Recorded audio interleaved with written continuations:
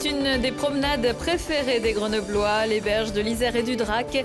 Mais les ombrages sont menacés, des milliers d'arbres doivent être supprimés. Laura Tarantola, de retour des championnats du monde d'aviron en Bulgarie. La Grenobloise qui a obtenu le titre en skiff poids léger était reçue à la mairie pour recevoir la grande médaille de bronze de la ville. Et puis vous y avez peut-être joué lorsque vous étiez enfant, mais eux ont décidé de faire durer le plaisir. Et pour la gagne en plus, une compétition de caisse à savon a eu lieu ce week-end à Saint-Bueil dans le pays voironnais.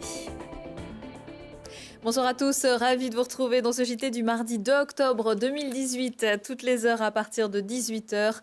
Retrouvez l'essentiel de l'actualité du Grand Grenoble en moins de 10 minutes.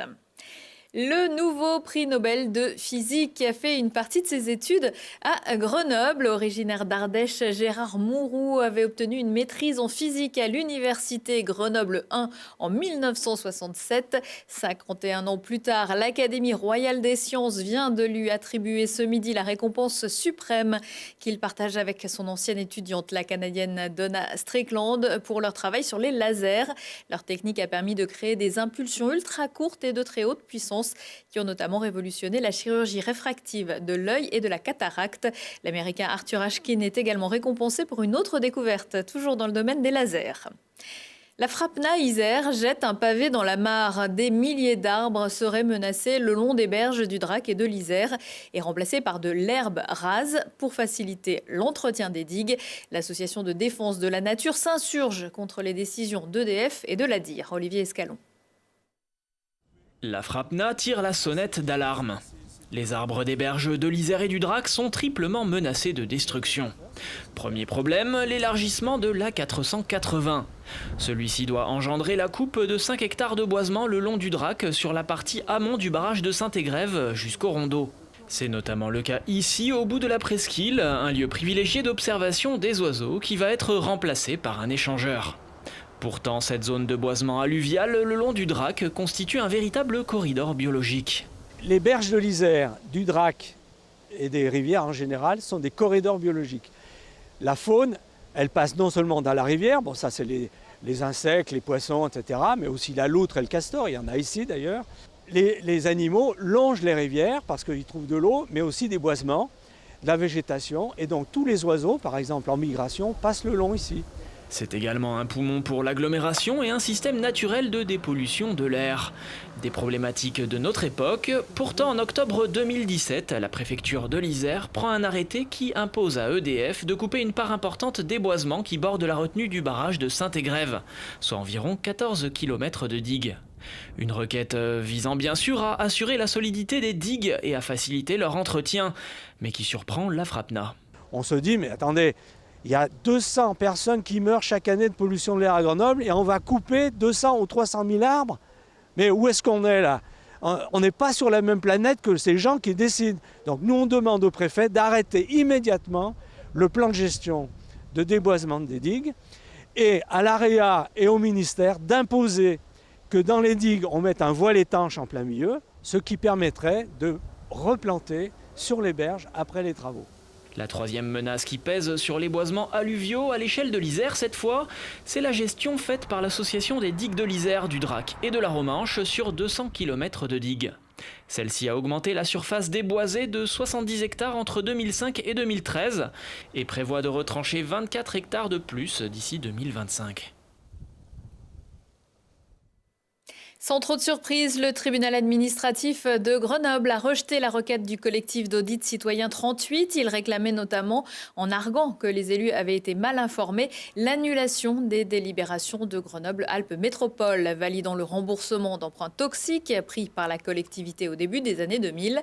Les juges ont par ailleurs demandé au CAC 38 de verser 1 200 € à la métro pour frais de justice. Pour l'association, c'est un délit de citoyenneté qui leur est reproché. L'aviron grenoblois a offert il y a quelques jours une nouvelle médaille d'or à la capitale des Alpes. Laura Tarantola est devenue le 14 septembre dernier à Plovdiv en Bulgarie, championne du monde du skiff poids léger. Juste retour des choses, Grenoble honorait cet après-midi Laura Tarantola en lui remettant la médaille de bronze de la ville en présence de ses proches. Oui, c'est complètement fou, même là, après 3 semaines quasiment Enfin, ça fait maintenant 3 semaines et ouais, c'est complètement incroyable. Je commence un petit peu à réaliser quand même, mais pas tout à fait. Et ouais, non, je m'y attendais pas du tout. Enfin, c'est vraiment, vraiment chouette. C'est la concrétisation de pas mal de mois de travail et du coup, non, vraiment très heureuse de ce titre. J'ai toujours habité ici, du coup, ça me ferait vraiment quelque chose d'être récompensée par cette ville et moi, je m'éclate à vivre ici. J'adore la ville. Je suis hyper épanouie et je me sens hyper, hyper bien ici. Donc, recevoir une récompense de cette ville, ça me fait vraiment chaud au cœur et voilà, je les remercie.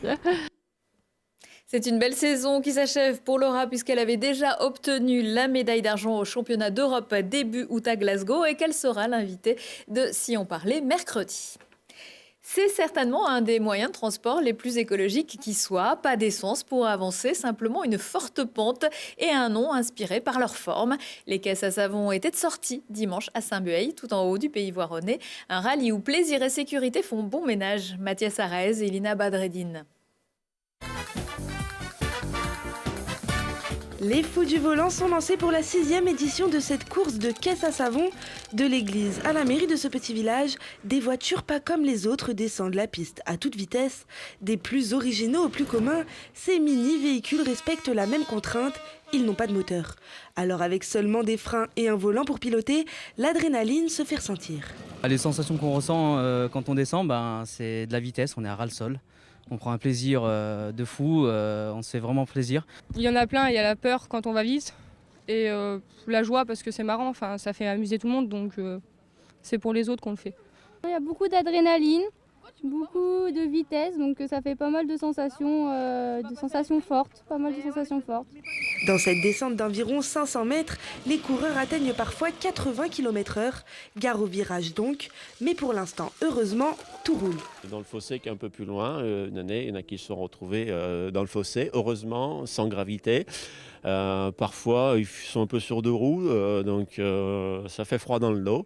Mais ils prennent quelques risques, mais bon, on n'a jamais eu de blessés à dénoncer, donc ce qui est une bonne chose. L'objectif étant du spectacle, mais en toute sécurité. On a eu une année, une caisse, c'était un caddie de supermarché. Là, vous verrez, il y a une caisse qui est très haute sur pattes. Donc, ça fait un petit peu peur dans les virages, mais peur pour les spectateurs. Apparemment, pour les chauffeurs, ils ont la pêche. Ils étaient une trentaine à prendre la route pour cet événement. Le jury note les performances sur la vitesse, mais surtout l'originalité de la caisse. Mieux vaut alors suivre sa propre ligne de conduite.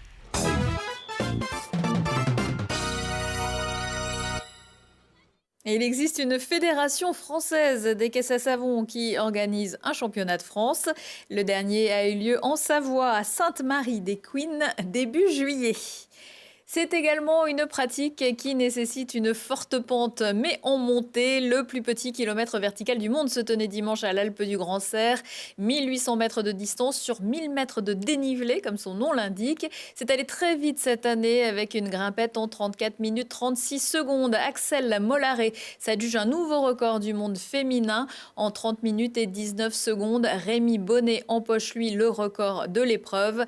La date de l'édition 2019 de la verticale du Grand Serre est déjà connue. Ce sera le 29 septembre avec donc de nouveaux records à battre. Avant-goût à la Coupe du monde féminine de football. La France recevra le Cameroun mardi 9 octobre au Stade des Alpes à Grenoble. La billetterie est d'ores et déjà ouverte sur le site de la Fédération française de foot et via les réseaux habituels. Les tarifs vont de 5 à 20 €. La rencontre se déroulera à partir de 21 h. Avant cela, les tricolores s'entraîneront ce samedi à partir de 17 h 30 au stade Vieux-Melchior de Sassenage. Un entraînement ouvert au public. À 19 h 15, 20 h 15 et 23 h 15, si on parlait. Aujourd'hui, avec ses invités, Thibault Leduc va parcourir plus d'un siècle d'histoire en suivant les traces laissées dans la neige par les troupes de montagne et offrir une seconde vie à des planches de snowboard obsolètes. Prochain rendez-vous avec l'actu dans 1 heure et en replay sur télégrenoble.net. Je vous souhaite à tous une excellente soirée.